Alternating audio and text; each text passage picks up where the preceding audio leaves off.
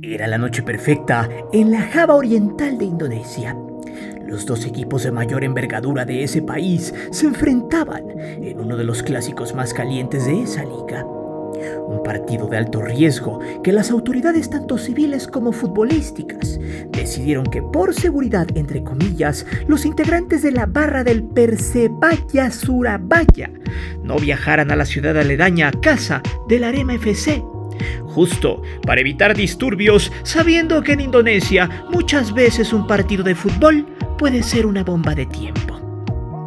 Todo iba bien, era una fiesta, hasta que después del minuto 8 de tiempo, los visitantes se ponían adelante con gol del brasileño Silvio Rodríguez Pereira, y después, al 32, Leo Lelis ponía el 2-0, pero recordemos, muchas veces este marcador es engañoso, por lo que sobre el final de ese primer tiempo, Abel Camará, una de las estrellas del equipo local, marcaría un doblete de locura que empataría el partido y que sería un aliciente y también un presagio, según en la tribuna, de una fiesta de locos. El juego había terminado sus primeros 45 minutos con un hervidero en la cancha del Arema. Los ánimos estaban por los cielos y los aires de una voltereta se hacían presentes. Sin embargo, el fútbol es un deporte donde el que tiene la opción y la capitaliza puede cambiarle el rumbo al partido en cualquier minuto. Sho Yamamoto, el extremo del Persebaya, armaba la jugada definitoria y dejaría el 3-2 en la frente al minuto 51, siendo prácticamente un gol de vestidor. Sin embargo, la historia del partido dictaba que la localía podría reponerse, empatar el juego y luego dar el zarpazo final. Las más de 42,000 almas no se cansaron de cantar y de aventar petardos y hacer el ritual en la grada. No obstante, esos ánimos de apoyo poco a poco se fueron desvaneciendo, al tiempo que los minutos transcurrían. Las caras desencajadas de la afición eran cada vez más constantes, perpetuas y se transformaban en frustración. Algo clásico cuando el equipo que se piensa puede remontar, solo que queda en eso, en una hipótesis más no en una realidad. Sobre el final del partido, el árbitro decidió dar 3 minutos de compensación y parecía que por fin el Persebaya Surabaya terminaría con un largo paternalismo de 23 años sin poderle ganar de visita a su acérrimo rival el Arema FC. La localía buscaba por todos los medios abrir el cascarón, pero nada pasaba. La visita se había plantado bien en la cancha y justo antes de terminar el encuentro, en una zona de la grada, la gente empezó a colarse al campo. Querían linchar a los jugadores. Los ánimos ya estaban caldeados, emulando a la explosión cataclísmica de aquel 1883 con el volcán Krakatoa. La afición del Arema FC experimentaría en carne propia el horror y la cara más oscura del fútbol, quizá en la historia. Prepárate, porque esta historia te dejará helado, pero sobre todo te hará pensar si realmente dejar el alma literal en la cancha lo vale por un partido de fútbol, que dicho sea de paso, mostró la ineptitud de las autoridades y evidenció de nueva cuenta el estado en que se encuentra el fútbol de esa zona tan precaria, que nada le pide a otras latitudes del fútbol, donde la inmundicia administrativa, tanto política y futbolística, es el común denominador. Es por eso que hoy te presento Morir por el fútbol, lo que detonó la catástrofe de Indonesia. Antes de seguir con el video, te invito a suscribirte al canal, activa la campana para que recibas todas las notificaciones de nuestro material y de las narraciones en vivo.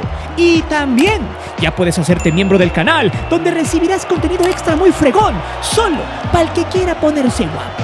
Te divertirás, te lo aseguro.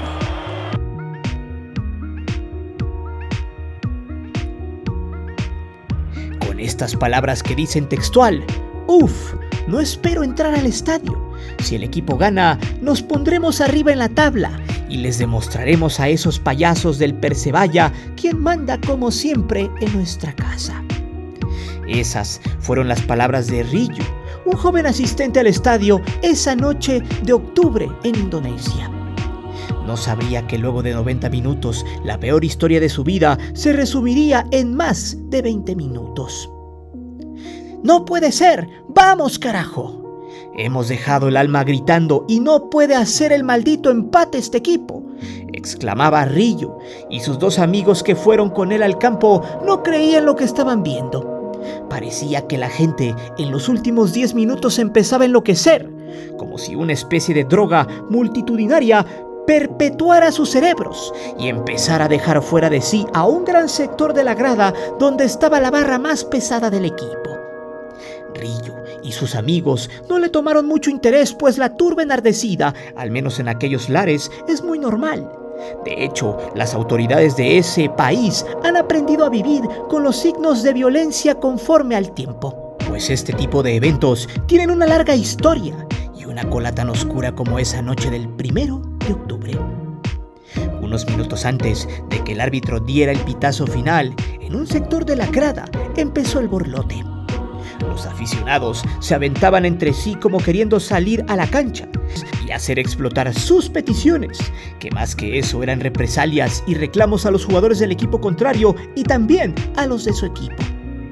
Pero Rillo y compañía se dieron cuenta que la gente ya no estaba en este mundo en sus pensamientos. Era una locura, porque a ese comportamiento de los aficionados rápidamente se le sumó el factor que terminó por detonar la bomba.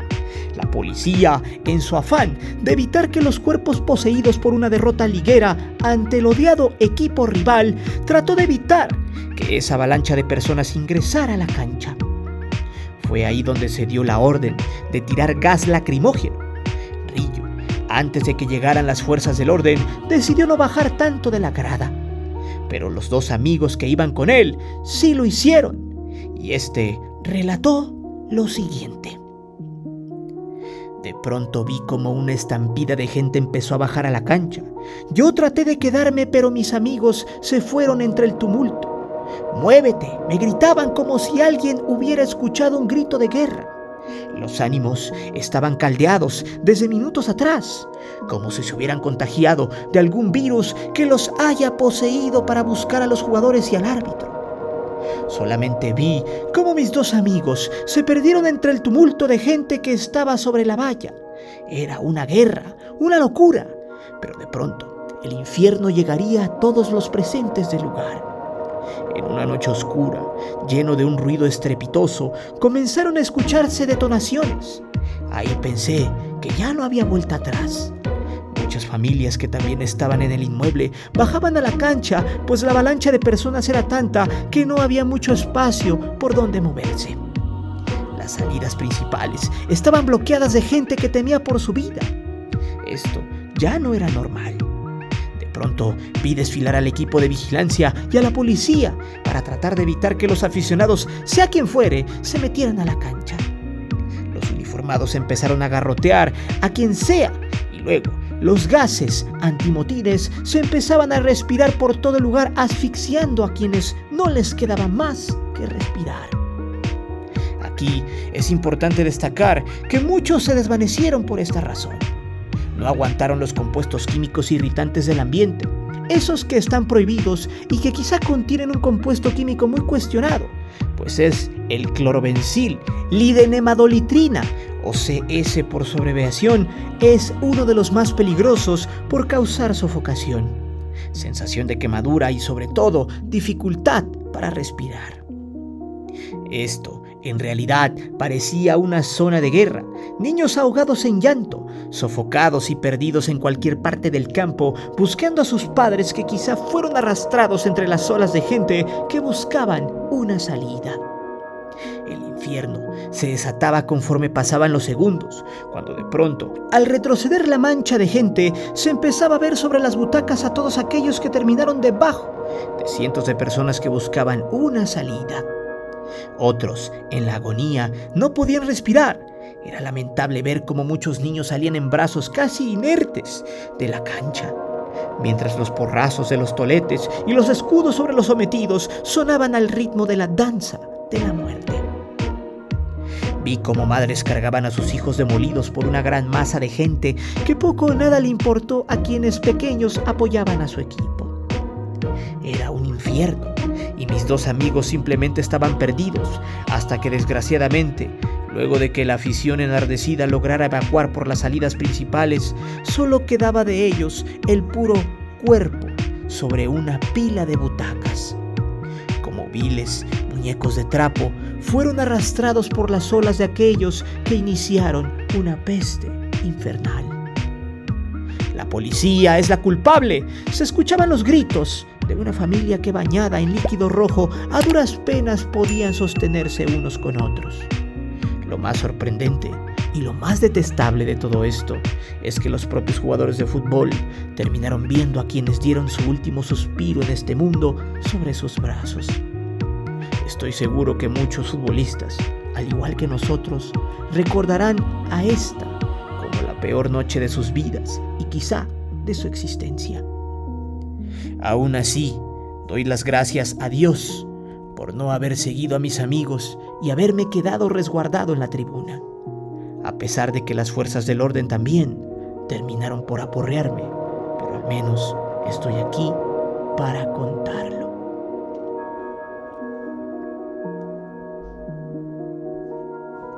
Después de haber recreado la escena de terror vivida en Indonesia, es necesario hacer a un lado todos los datos ofrecidos por la prensa y hacer un análisis serio de esta horrible situación.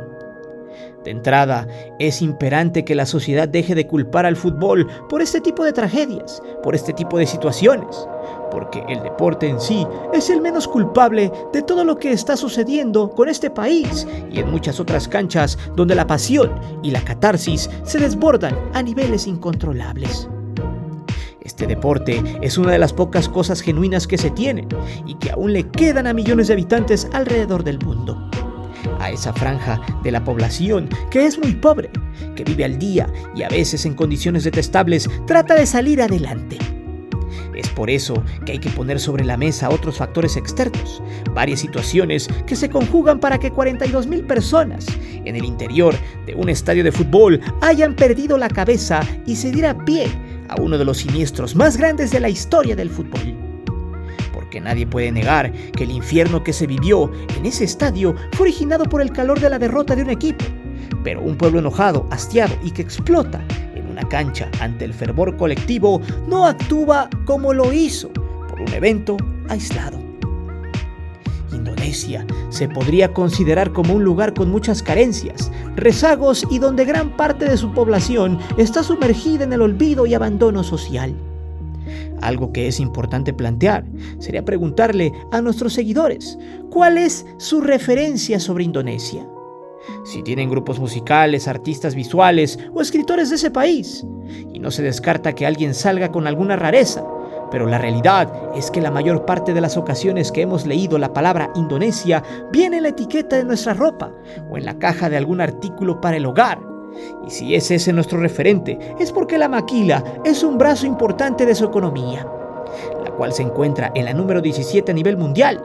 Sin embargo, la calidad de vida de sus habitantes es muy baja y se encuentra en el lugar número 117 del ranking del Producto Interno Bruto a nivel per cápita.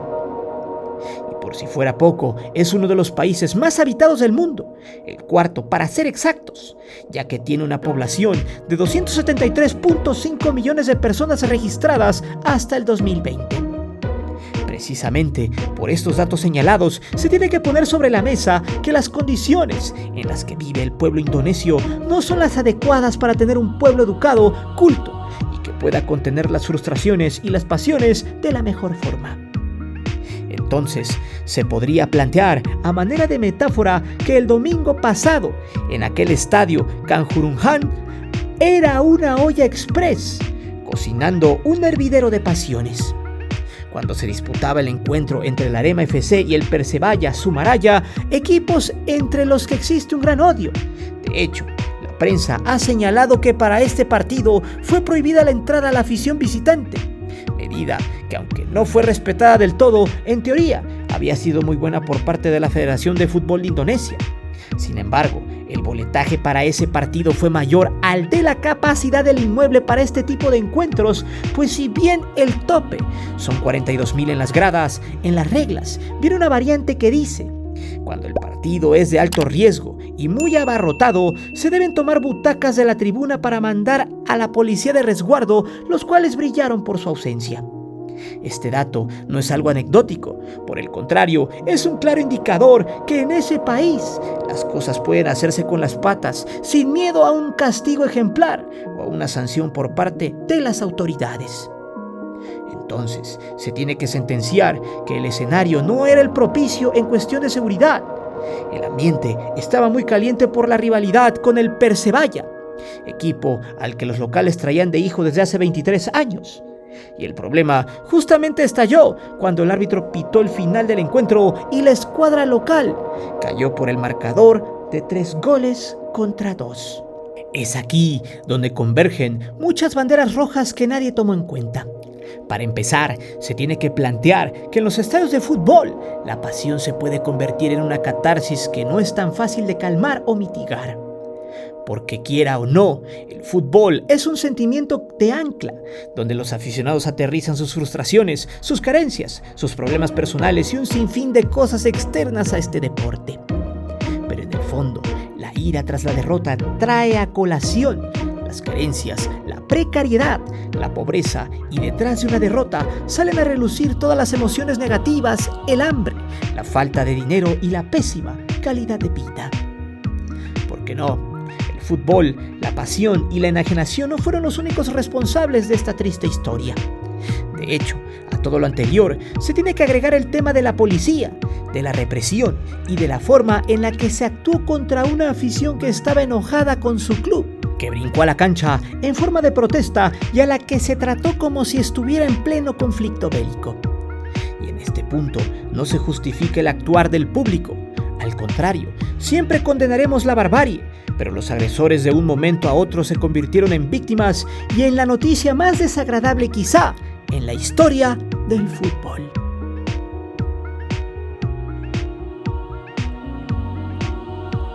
Al terminar el encuentro, los seguidores de la Arema entraron al campo buscando cobrar la factura a sus jugadores, y tras liberar todas las emociones contenidas, se vino el zafarrancho, y la policía tuvo que intervenir. Sin embargo, existe un dato que la prensa ha dejado de lado, y que tiene que ver con los antecedentes grotescos que se han dado en el fútbol indonesio. Debido a que Save Our Soccer, que es una organización que monitorea lo que sucede en el fútbol indonesio, ha señalado que previo a la tragedia de octubre ya se habían adelantado en el camino 78 personas debido a incidentes relacionados con el fútbol en los últimos 28 años.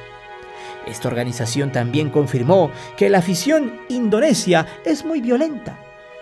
Mucha gente ha criticado que la policía violó los protocolos de la FIFA, donde se establece la prohibición de gases lacrimógenos en los estadios de fútbol afiliados a este organismo. Pero la pregunta que se haría en este punto es: ¿cómo se contiene a una multitud enardecida, violenta y que ha perdido la cabeza? Bueno, la respuesta la da la misma FIFA en el capítulo número 3.19, inciso E, referente al cuerpo auxiliar de seguridad junto al terreno de juego, donde claramente dice que si existe un alto riesgo de invasión del terreno de juego o desórdenes y se necesita un mayor número de agentes de policía o de efectivos del cuerpo auxiliar de seguridad, se permitirá a estos ocupar las primeras filas en el estadio. En este caso, se deberá prestar mucha atención a no poner a la venta las entradas para los asientos ocupados por los agentes de policía o miembros del cuerpo auxiliar de seguridad. En el anterior párrafo del reglamento de la FIFA está la explicación y el punto de inflexión de este suceso. Si entre 120, 130 o ya casi 200 personas pasaron al más allá en un estadio en menos de media hora, de los cuales 30 fueron niños y entre estos hubo 8 niñas y una criatura de apenas 3 años, fue por no haber acatado esta parte del reglamento, que exigía la presencia de un mayor número de agentes de la policía, formados y ubicados en las primeras filas del estadio. Porque en lugar de haber vendido 4,000 boletos de más, hubieran metido a 4,000 guardias de seguridad. Y con lo anterior, la afición se hubiera pensado 2 veces haber invadido la cancha para empezar un éxodo por la vida. Pero la gente de pantalón largo de la Arema prefirió vender más boletos y poner en riesgo a la afición, todo por negocio. En el recuento de los daños, es importante mencionar que los gases lacrimógenos pueden ser tóxicos y causar estragos en el cuerpo, pero no son fatales. Sin embargo, que en el momento en el que la policía hizo uso de ellos fue cuando se generó el caos, porque este tipo de sustancias son utilizadas para disolver protestas y enfrentamientos callejeros, donde la multitud puede correr. Sin embargo, al haberlas usado en un estadio, era lógico que las personas buscarían salir del inmueble a como diera lugar.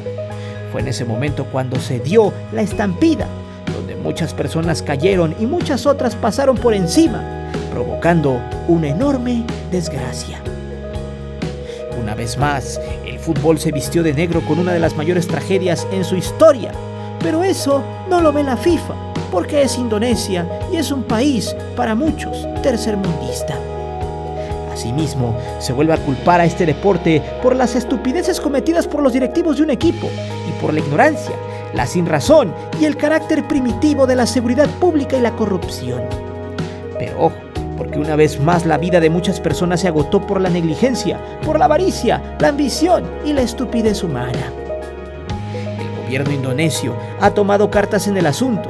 Al jefe de policía ya lo destituyeron de su cargo y a 9 policías les han sido suspendidos. Asimismo, la Federación del Fútbol de este país decidió vetar de por vida a Abdul Haris, quien fungiera como dirigente del comité de organización del Arema FC. Además, se asignó una multa a este equipo por 250 millones de rupias indonesias, el equivalente a 16.670 euros. Una cantidad cómica y risible por el panorama ensombrecedor de los hechos, incluso hasta indignante. Es importante utilizar todas las trincheras, todos los foros y todas las redes sociales para levantar la voz en contra de este tipo de situaciones, porque el fútbol es una fiesta donde nadie debería ponerse en riesgo y donde nadie debería vivir sus últimos instantes de vida.